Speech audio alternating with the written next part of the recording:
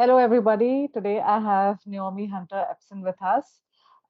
She's based in London, and Naomi is 21. She's a final year politics and international relations student at the University of Cambridge. She's deeply committed to promoting gender equality and inclusive policies.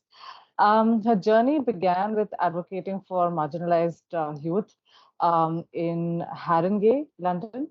But she has also shifted towards advancing intersectional gender equity. Her ultimate goal is to become a political advisor specializing in gender policy. So I think we're going to have an interesting discussion today with Naomi about some of the work that she's been doing. And Naomi, I wanted to firstly start off by asking you that currently, how do you see the youth playing a role in combating harassment and discrimination? So tangibly, I'd say young people are educating themselves. We're thinking for ourselves. We're scrutinizing contemporary iterations of historic patterns of discrimination that we've seen. And we're saying no. So that can be through unionizing, protesting, and using the tools that we've grown up with, social media, to kind of organize and educate. And I think specifically looking at gender, there's one thing to challenge tangible discrimination, but I think young people are really questioning the foundations of gender that we have been told. So we're rejecting heteropatriarchal binaries, and we're kind of questioning the assumptions that structure the very discourse of gender. So I really think from that, we're creating this new culture where we're critically thinking and really questioning what has been naturalized and entrenched. And I'd say it's not the young people or my generation always get it right, but I think people are really trying and starting these new ways of thinking. So, if you had to look at today's time, do you feel that, as far as gender identities are concerned, you talked about binary, as well. Do you think that the gender gap, the gender identity related gap, do you see that being bridged to some extent now? Yes, definitely. I think it's absolutely have to mention that it's not necessarily new. I think that it's just becoming more normalized, and we're seeing it a lot more in kind of just everyday society. So not necessarily new ideas, but I think we have more freedom, and I think young people are taking it. And definitely even the language you use, I think universities are having to be more inclusive, and that's because students are challenging them. If university invites speakers and students say, actually no, we think these views are outdated, we don't want them here, and then we protest. So I think there's a new level of accountability to kind of old ideas, and we're building on them as well. Okay, all right. And so, in the current context, then, what are some of the common challenges you see the young adults face as far as harassment or discrimination is concerned, especially if they are also living on campus? So I think university is interesting because it's almost a microcosm for the discrimination and inequalities you see in society, because you're just putting everyone together, and there's already interesting class dynamics with the fact it's university, higher education. We know this isn't equal opportunity in so many regards. And I would say, it goes with your studies, also with societies. There's a lot of especially at Cambridge, some societies have reputations for not being as inclusive, and there definitely is massive gender issues in terms of inclusion. And I think one of the strongest examples I've come across is the Cambridge Union. It's allegedly the world's oldest debating society, and they have a massive issue in inclusion in their debates. The way the debates work is you have guest speakers, you have student speakers, and then you hear floor speeches throughout from the audience. And while there have been female guest speakers, not enough, but some. When I went, especially in first year, I noticed that there was barely any female student speakers, floor speakers, and instead you had the same drunk white men making incomprehensible speeches every week. And it was very clear to me that there was massive inequality within this debating chamber. And even within the society on a structural level, in the main committee, there's 5 main roles. 4 of them were held by men, and the only role held by women was, ironically, the equalities officer. So there's massive structural issues within university for inclusion, and that goes for gender specifically. Do you also see any kind of stereotyping happening? Oh, definitely, I think so. I mean, I think for higher education, we have an idea of what a student looks like. We have an idea of what a Cambridge student looks like. And if you don't fit into that, you know, people are prone to question why you're here. I mean, we know that we have a massive issue with students of colour, Black students going into colleges and the porters not thinking they're students at the university. I mean, that's from members of staff, and that is a reoccurring issue that happens a lot. So I would say that stereotyping is a massive issue, and I don't think that universities are doing enough. And so, you know, when we look at any kind of policies, like for example, in India, we have these specific laws that require us to make, say, anti-sexual harassment policies or anti-ragging policies. Ragging in India really means sort of bullying itself. Right. So there are these policies that are made to control such instances within colleges and within universities. In your case, do any kind of such policies exist? And if they do you think that gender also plays a role somewhere there? Yeah, so we do. I mean, I think, you know, we always need intersectional gender policies, because otherwise we just accept, entrench and naturalize the inequality we see. So it kind of has to be tackled, because, you know, discrimination is going on. You know, I think this has been shown in literature. Like, one of my favorite books, Invisible Women, really shows how you need a gender lens when looking at policy at every level. And Cambridge, you know, we do have that. We have the Students' Union, and there's officers for all sorts. And there is, you know, a women's officer, and they do a women's campaign which goes across all different forms of harassment, discrimination. I think in some ways it's been good. You know, colleges have, for example, free menstrual products they give out, and there is policy on paper for reporting harassment stuff, but it's not good enough. And I know in my college there is currently a campaign going on, because students are very unhappy with the reporting procedure for sexual harassment from other students and from staff, and the college is having to do a review. But I think one of the issues of Cambridge specifically is because you have Cambridge's university and individual colleges, there is a lack of accountability, because the colleges can say, oh, well, this is for the university to deal with, and they can say it's for the college. And I think as a result in Cambridge, it isn't getting dealt with, it's slipping through the cracks, and it's something that they need to go over and review their policy. Absolutely. Okay, I have another question for you, and a slightly different one. I think slowly and gradually we are moving towards a space where we are using AI a lot for everything that we do.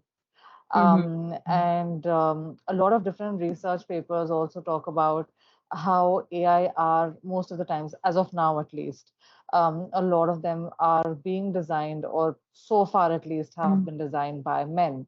So the kind of ideas or technology or coding, that's being put in, perhaps is also coming from a very gendered lens, if I can put it like that.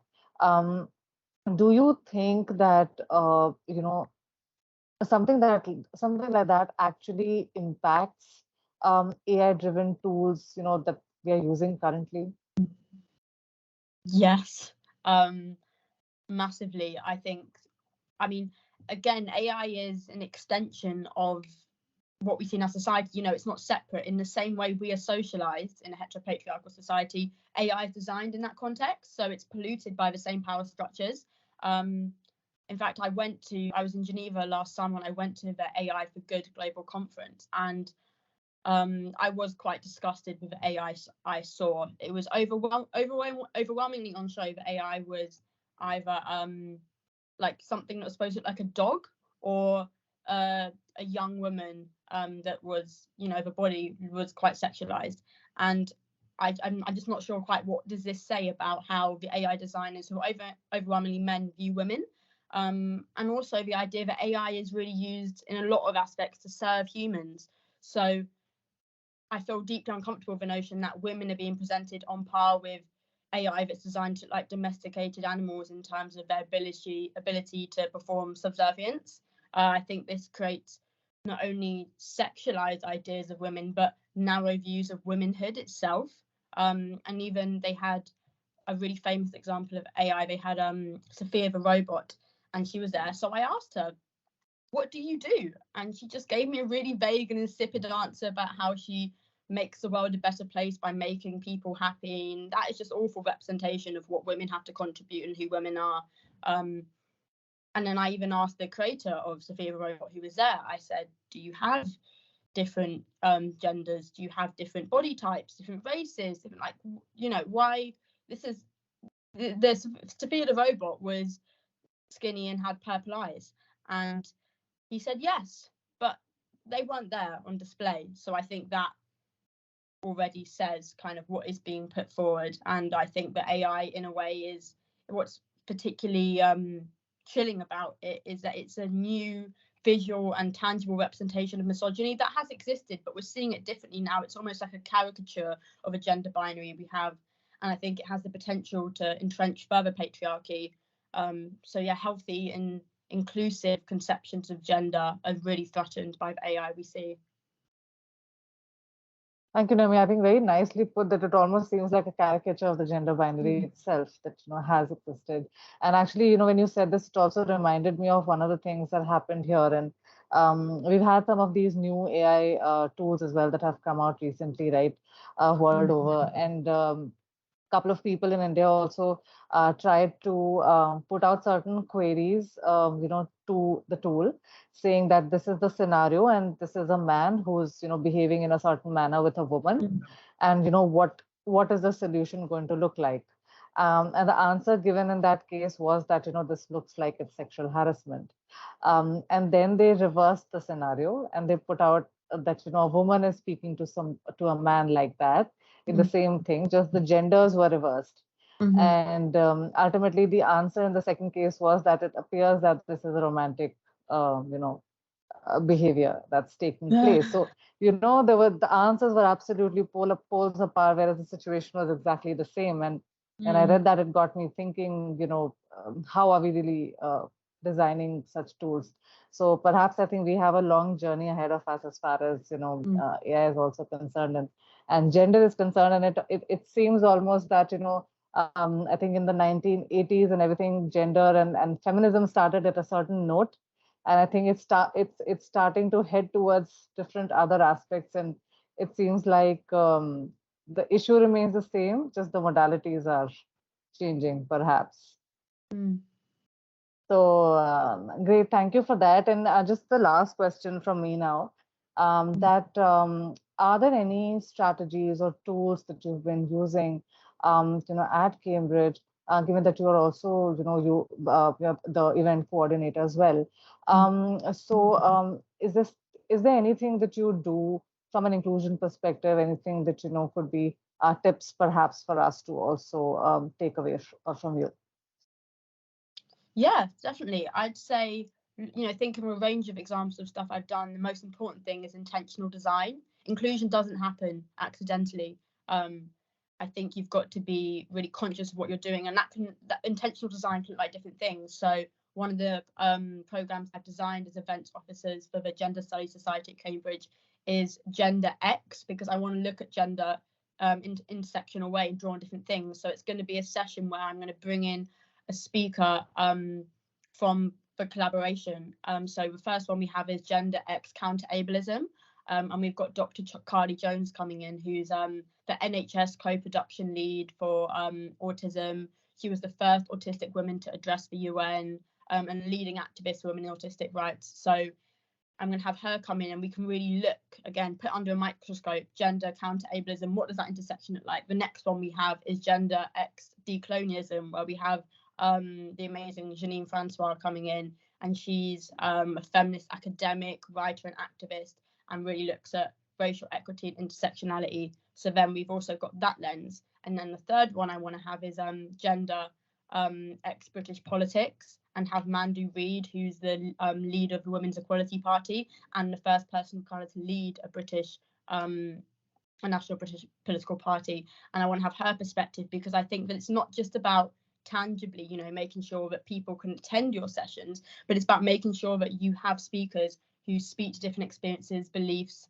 and interests. And also, again, as I mentioned before with the Cambridge Union, and I talked about how there was inequality. Well, when I became the women and non-binary officer at Cambridge Union, I said, okay, we need to design a different debate, because this clearly doesn't work for our female and non-binary students. So what I did was I had a women and non-binary only debate, and that meant that everyone who spoke identified as such, and we had speakers stand up, and students said, I've never spoken in a debate before, and I've had a membership for months, because it didn't feel like, you know, the structure didn't work for me. I didn't feel like I could speak up. So, and that got backlash from, as I mentioned, the majority male committee, but you have to design it to make sure that it works with students and just see the problem. And some people might think it is extreme to exclude men from speaking in it, but it doesn't happen accidentally. I think it does require bold design, because you need to address a misogynistic social architecture. And, you know, those are the ways I went about it. Okay. Thank you so much, Naomi, for that. I think this was a great discussion. Thank you so much for joining us. Thank you for having me.